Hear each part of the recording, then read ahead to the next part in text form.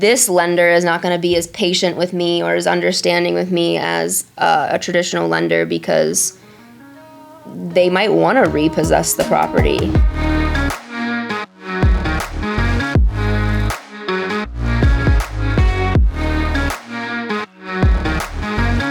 All right, welcome back to Trade Secrets. We are excited to kick off another episode. Make sure you give us some likes and thumbs up on your favorite listening device to keep this thing going. Today's topic is an interesting one. We're going to talk about seller financing. We have had a lot of that coming up recently in our conversations with clients and deals, and we can get into if that's normal, abnormal, why it's happening, and all of those good things. But owner financing is the topic du jour. We're going to enjoy some Forester 1870 along the way. And again, welcome. So thanks for listening, and we look forward to you enjoying the discussion about if seller financing is a good thing or a bad thing and who it impacts. For who. Yeah, for who. So, Paige, I think you've got some good questions lined up. Yeah, because you're just looking at my notes. No, I can't see your notes. So this came up. A lot of projects we've been working on in the past year. I mean, in my experience, projects that I've been a part of in the past year, there have been buyers that come to the table and ask about seller financing. Or on the opposite side, we've had someone looking, maybe the numbers aren't penciling, and the buyer is offering seller financing. So my general question is, I guess we all understand what seller financing is. Well, I don't know that our listeners do. Yeah, okay. So I think you should explain it. Yeah. Very simply, seller financing is where a buyer obtains a mortgage from the seller rather than going through a traditional bank or a lender. Kind of, sort of. Yeah, not necessarily obtains the mortgage, but enters into a contractual agreement very similar to a mortgage. Well, it could be both. It could be a mortgage or it could be a land contract, and we can talk about the differences in those two things. But I was actually just pointing out that it doesn't have to be the only mortgage. Like, seller financing can exist as a second or a third or a fourth or a fifth mortgage. Like, there's not kind of a universal that if it's seller financing, there is no other mortgage. So that was the point I wanted to make. Was one of my questions, but I guess we can just go there now. So the seller having debt on the property does not impact their ability to enter into some kind of seller financing agreement with a new potential buyer. Give me a example. Is that correct? I think the answer is no, but give us an example. So there's an owner of a multi-tenant, triple net leased office property. Okay. They still have outstanding debt. In round numbers, like, let's use a real world example. So let's just say, let's say it's a $3 million property and they've got debt for $1.5 million. Perfect. Okay. So they've got 50% leverage on the property. The buyer that wants to buy that property. Yep. But in our current climate, interest rates are very high. Still hovering around like 7.5% for something like this. So high compared to what it was, but historically still remarkably affordable, but high compared to 24 months ago. Sure. I was going to say, let's make sure, keep it really real world scenario. The 50% or the $1.5 million of debt that the seller has, what's the interest rate? When did he get the debt? He got the debt 8 years ago. Okay, so he's got 3.5% money, meaning he's borrowing $1.5 million at probably 3.5% interest. Right. Okay. So that is obviously more. His money was less costly to borrow than a potential buyer now. Mm-hmm. So a potential buyer now would say, "Hey, I'm interested. I'm not making the numbers pencil at the ask price for this. So would the seller consider a seller financing arrangement?" Okay. And the simple answer is yes. The seller could still provide seller financing even though they had 50% of their value tied up in debt, with the caveat that they would need to subordinate that position to the bank. So they would definitely have to have the bank sign off on this concept. And they would probably have to do it via a mortgage that's less than 50% of the value, because I don't think the bank would agree to letting them provide a mortgage for more than that, or via a land contract, which would not require them to pay off their existing mortgage. What is a land contract? So the difference between seller financing in its traditional sense, where the property transfers, so the buyer actually, there's a closing and the title and the deed transfer to the buyer, but then a mortgage document is typically recorded. It should be recorded. If you're out there and you're thinking about providing seller financing and you do it via a mortgage, make sure you record it. We can come back to that, the why. Property actually transfers hands, and then the seller has a mortgage on the property and would be acting just like a bank and would have the same recourse options that a bank has when the buyer, for whatever reason, stops making payments, if that were to happen. In a land contract, the property doesn't transfer. So the seller retains ownership of the property, keeps the title, keeps the deed, but they enter into a contract that says, I'm going to make these payments. Typically it's for 1 to 5 years, and then there's a balloon payment.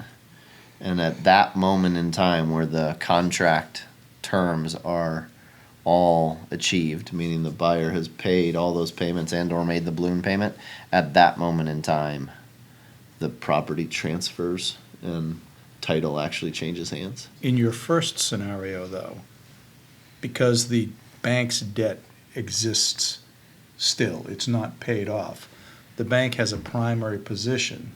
So technically, the seller of the property is, I would say, an unsecured creditor based on the debt that he gave the new purchaser, but he's actually obligated for the initial loan.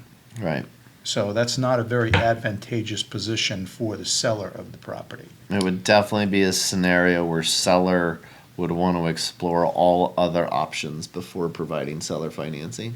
So is it safe to say that is it always the case where a seller can only provide seller financing for their equity value in the property? That's a safe general rule of thumb. Okay. Yeah. Okay. And it's probably more often explored, meaning seller financing or a land contract, when there is no debt currently in place. Okay. Because it complicates it. The most advantageous way is to eliminate the debt. And or the debt was never there. Or the debt was never there. By way of example, if this guy just didn't want to go to the open market and he had $1.5 million to put on this property. Who is this guy? The buyer in your example. The buyer in this The buyer. of a $3 million property of which he has $1.5 million worth of debt. Seller has $1.5 million in debt. Yeah, the buyer could pay the seller $1.5 million in debt, and the seller could provide finance For the other $1.5 million. for the other $1.5 million. And then the original debt that the seller had goes away, because he takes that $1.5 million he got from the buyer and gives it to the bank, and then he becomes the new bank. The reason that that's an unlikely scenario Is the $1.5 million. is that buyers typically don't have 50% down payments and still want to do seller financing. If they've got the ability to write a check for 50% of the value of the building, strong probability they can get traditional bank financing. Yeah, and so in that scenario, buyer gives the seller the $1.5 million. Mm-hmm. And then that assumes that once the seller gives that to the bank, he has another 1.5 to lend to, or no, it's just kind of like a note. It's a note, right? It's So he a doesn't note have based on the the other $1.5 equity. million. He doesn't give it to the buyer. The buyer just doesn't have to come up with the other $1.5 million. In a traditional sale, buyer would bring $1.5 million of equity or cash and then the buyer's traditional bank would fund the other $1.5 million. So at closing, the seller would get $3 million. In this scenario, the seller would get $1.5 million that he would immediately give to his bank. So he would never see that money. It would just pay off the debt. And he wouldn't get the other $1.5 million. He would just start receiving payments on the $1.5 million. Okay. And whatever So the terms are that He they would have a agree to. promise to pay secured by the real estate. Right. And we actually did have a situation recently where the purchaser was going to put 50% down, but wanted a significantly reduced interest note for the other half of the property. And Which that is a was- common request Yes, a common request. by the buyer who needs seller financing. In this particular scenario, market rates being 7.5%, he wanted to only pay 5% and thought the owner would take back paper for that. But I mean, so was that an owner-occupier situation where the person buying it needed to use the building, or was that an investment? Because if you had 50% to put down, why wouldn't you put down less, invest the rest of that 50% elsewhere in a higher yield vessel, and then take regular lending interest rates? If it's only a difference between like 125 basis points from the 5% he was asking from the seller versus, well, call it 150, a 6.5 or whatever. I don't know what he's getting, but that doesn't seem like a wide enough spread to justify putting a 50% down payment versus a 25% down payment. I think in this particular situation, he was putting the half down and the spread was 2.5 points. So. Two and a it half was just- points on $1.5 million is Yeah, and that created real money. a It's bigger, almost $45,000 bucks a year. gap for him to pencil the numbers in for the yield that he was going to give to his investors. It's just basically a lower cost of money. He was going to put $500,000 into play no matter what. So generally speaking, a buyer is going to to maybe request or ask for seller financing either to lower the down payment or lower the interest rates, correct. or if they're over leveraged and can't get traditional lending. Correct. Okay. Are there any other scenarios where it makes sense for a seller? A seller or a buyer? A buyer. 'Cause we were just talking A buyer. about a buyer. A buyer. Yeah, I mean, if they, like you had said, if they don't have the equity or if they don't have the ability to make a large down payment, if banks are just frozen like they are today, some would argue that the numbers don't even matter today. The banks just are not lending money. So if the market is frozen in the traditional sense, then buyers would be forced into opportunities. If the seller is willing to act as a bank, they're going to they're going to agree to a value without a third party saying it's worth this or it's worth that. Closing is going to be a lot quicker and faster and easier. And it just becomes a contractual agreement rather than having a third party such as a lender to underwrite the entire prospect. Yeah, and I think there's been historically over the years plenty of seller finance deals that happened on the back of a napkin or a handshake, and you certainly can't do that with a traditional bank. So I'd say the other strong reason buyers like it is because it's simplistic. And incredibly flexible in terms. Yeah, you can make up any terms you You want. can make up any terms that you want that don't have to fit into something that's going to be sold on a secondary market. Or approved by some credit Yeah. committee at a Correct. lending institution. So then also, you don't hear this often, but we have had clients in the past talk about entertaining lease-to-own opportunities. So how it sounds like it might be similar to like a land contract. But what's the difference between a land contract that we've discussed and a lease-to-own agreement? Yeah, I mean, I think lease to own gets thrown around as a general term, kind of like Kleenex and tissue. Like, it's generic.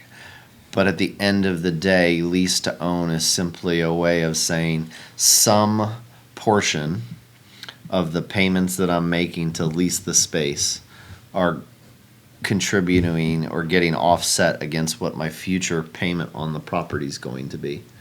So if I'm in this same example, $3 million property, if I'm paying, $300,000 a year in rent, some portion of that $300,000 is paying off my eventual purchase price of $3 million. So maybe, I get to the end of a 10-year lease, and instead of having to buy the building for $3 million, I buy the building for $2 million or $2.5 million. Yeah, the lease is an interest in time and does have a defined start date and a defined end date, whereas a land contract can go all the way, cradle to grave.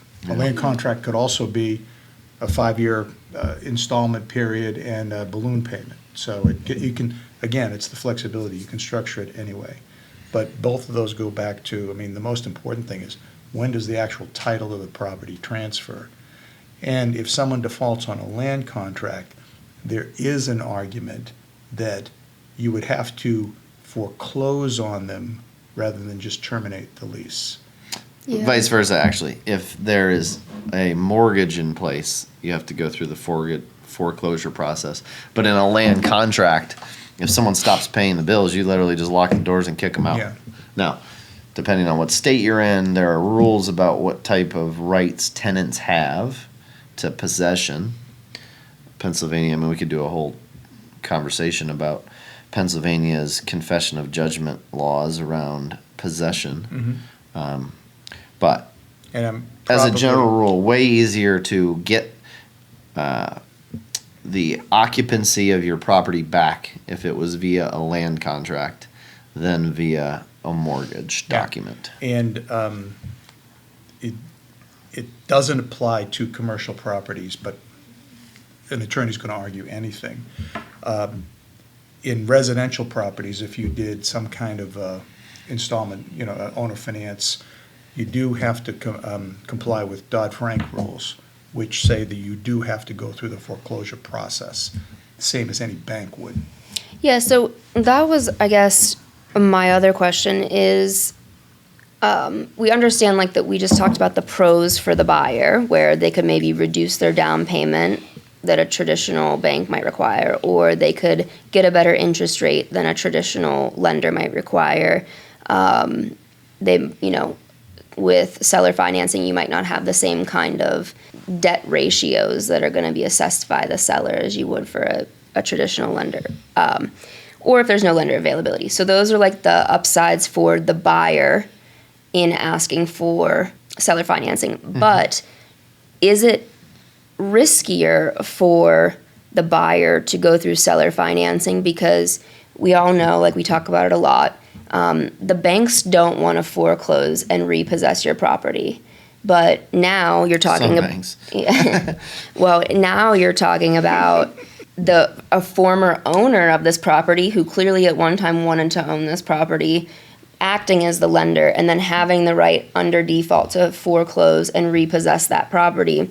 So is that something that buyers put a lot of weight on when they're considering that, of hey, I can't, this lender is not going to be as patient with me or as understanding with me as a traditional lender, because they might want to repossess the property after so many payments have been made? Does that get predatory ever? Yeah, my gut tells me most buyers who are asking for seller financing wrongly assume or believe that it will be an easier relationship to finagle their way through, so that I bet they think there's less risk. They're like, oh, Joe owns the building, Joe's a good guy, he's not gonna kick me out, he's not gonna foreclose on me, we're just buddies. I think that's probably their perception, but I do think your opinion and comment is very astute, that more likely than not, Joe's like, sure, I'll do this, I'll get the property back, this will be great. And it's probably not what the buyer thinks is going to happen. And the bank is also under compliance rules, that there are procedures that they have to follow and laws that they can't break, whereas the owner of the property can be a lot more aggressive. And in addition to that, the bank, like I said, doesn't want to foreclose on the property, but they also have the resources to foreclose on the property, as well as the mandate to eventually get to that point. Right. And why is that harder for, you're saying, when you say resources, you just mean like the desire and the capability financially and mentally to engage attorneys to go through the process? Yeah, they have attorneys Yeah. in place, and they also, in the mortgage document that they're gonna have all sorts of triggers that allow you to, okay, the minute you default, I have an interest rate trigger, I'm gonna start adding 2 points. If you've defaulted on it X amount of times, now your interest rate is not 7.5%, now it's 9.5%. And if that goes on for a period of time, well, now your interest rate is, instead of 9.5%, it's gonna go to 11.5%. And that's all buried deeply into your mortgage documents. So at the end of the day, if you owed them $100,000, the final settling piece of it could be, $180,000. They've got a lot more They have reason to go enforce every letter of the contract than, two unsophisticated parties where the seller's just trying to move the property, which I think is a good segue into why are sellers willing to do this. And they're forced to because they have to comply. They can't have bad debt on their books for X period of time. You mean the banks? The banks do. Yeah, right. But sellers historically and would prefer not to take on financing. Like if I own something and I want to sell it for $3 million, just to keep the example going through the episode, like I want my $3 million today. But the reason that they might consider it is if the market's saying, you know what, we think we only want to pay $2.5 million for this property, but you, the seller, really believe it's worth $3 million. One way to get a buyer to pay more is to offer them some type of incentive, and that incentive could be, hey, I'll provide you financing. Yeah. And there's an ease of doing that. And they also might ask for some kind of kicker that's above market rates. Doesn't always have to be below market. It's just an easier transaction to do. Say, this is the market, you're having a difficult time qualifying for it. Oh, so add 1.5 or 2 points, and now you'll pay me this interest rate.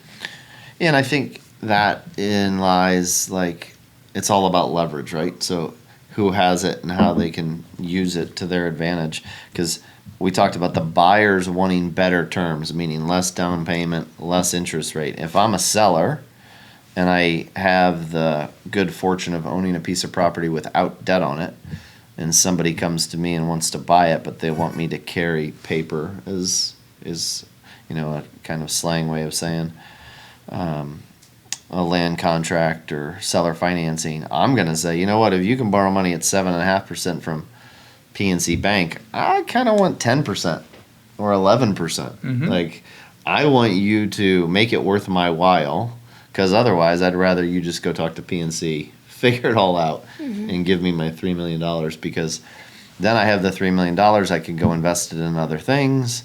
If I provide seller financing, whether it's for 10% or 30% or 50% of the purchase price, those are dollars that I'm not going to see. I can't do anything with. I also want to give you an incentive to pay me off quicker. Yeah, that's a really good point. I absolutely want to do that. And so like you said, it's a tool in the tool bag, and I think you're going to probably see more of it as a hybrid or combination of both of those things, where, you can place this amount, I can put 70% debt on, but I want another 10% on top of this, and I'll take a subordinate position. And the easiest way to do that is to make sure that the bank is eliminated entirely.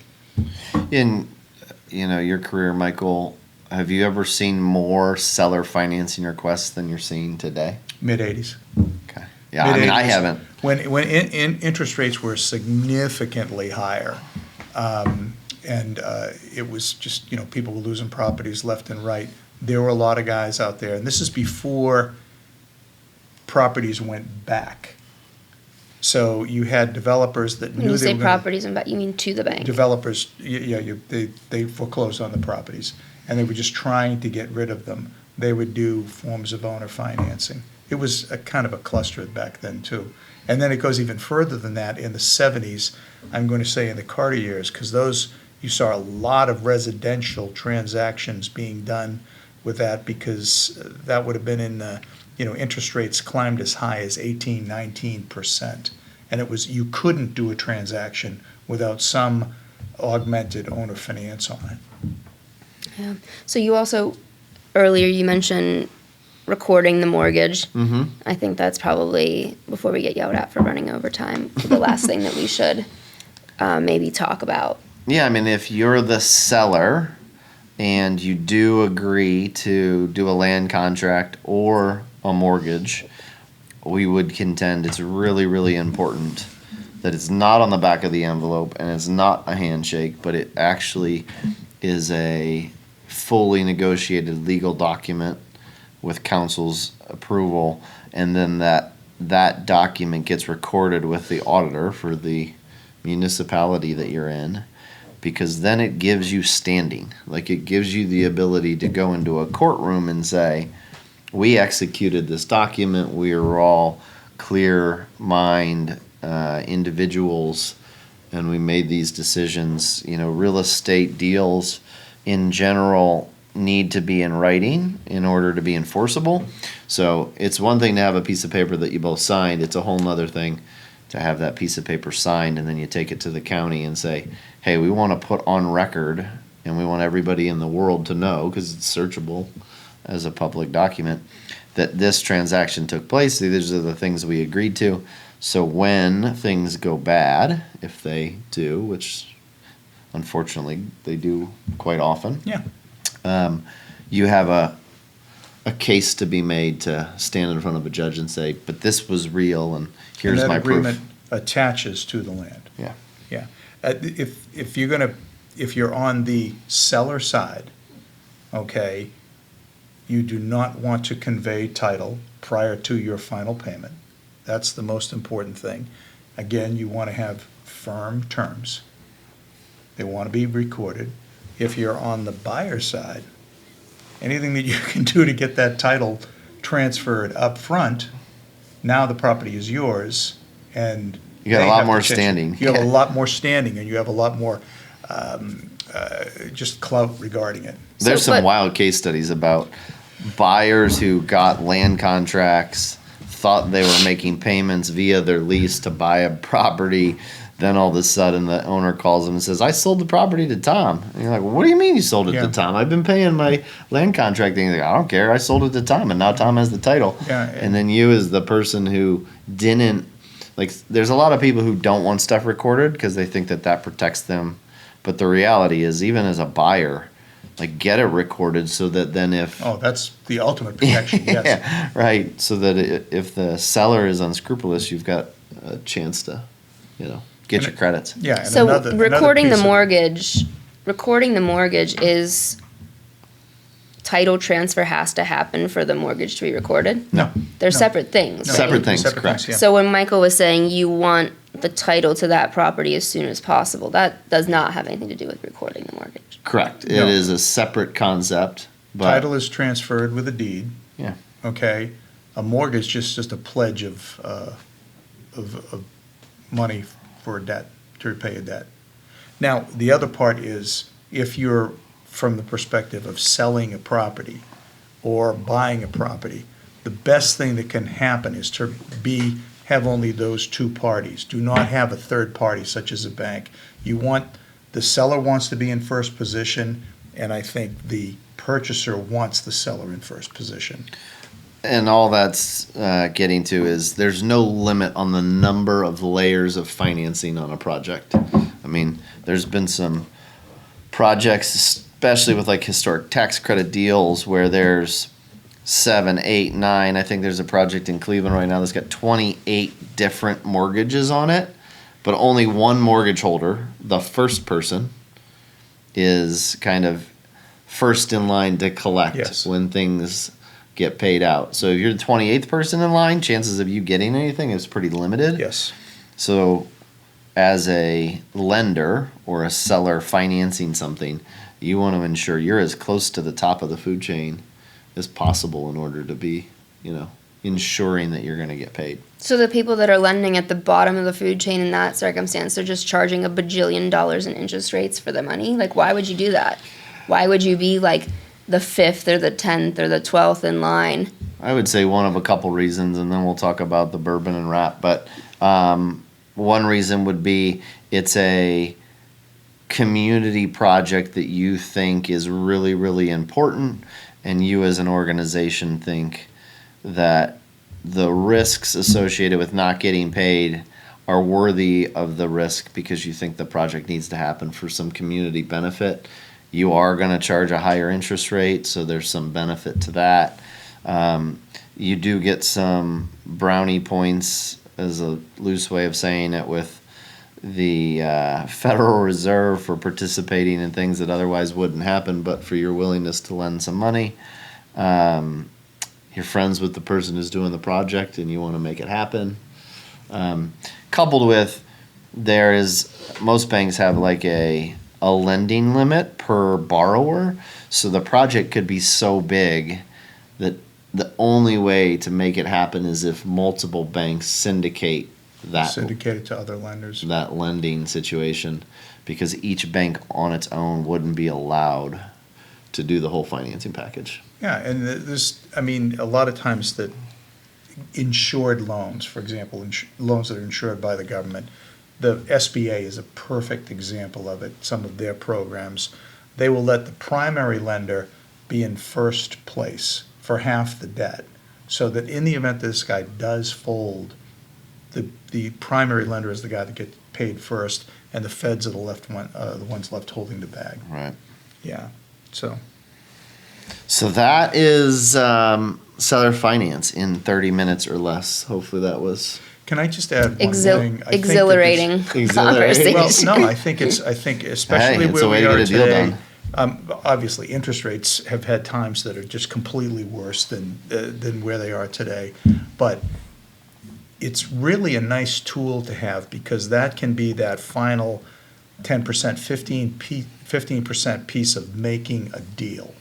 Okay, if a seller is willing to take back some paper and you can knock out the original lender, it will work well for investors, it will work well for users, and it actually does work well for the actual sellers of the property.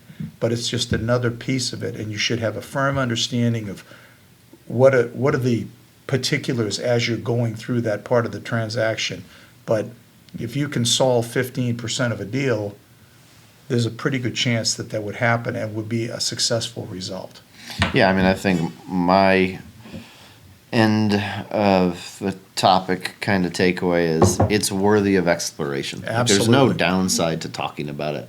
Doesn't mean that it's right for everybody. We have crossed paths with some buyers and sellers who adamantly wouldn't even entertain it, which I think is short-sighted. I think it's worthy of at least exploring it. So speaking of exploration, what do you think, Michael? Old Forester 1870. Okay, I love this bottle, and I've had more than my fair share of them. Old Forester is a great distiller. They have had history in America for a long period of time. If you're ever in Louisville, go to the distillery because it's spectacular. But no, this is thumbs up in my book. Great. Paige? I'm drinking a 2019 Chablis, Whatever that is. like the basic BIM these days. BIM? No, What did you say? I said like the basic BIM these days. Oh, gotcha. Well, that's a wrap. Thanks for joining us. Hope you enjoyed it. Seller financing topic, and if you've got any questions or thoughts, give us a buzz. And again, like, love, thumbs up on all your channels out there, and spread the news. So, Trade SIORs is out.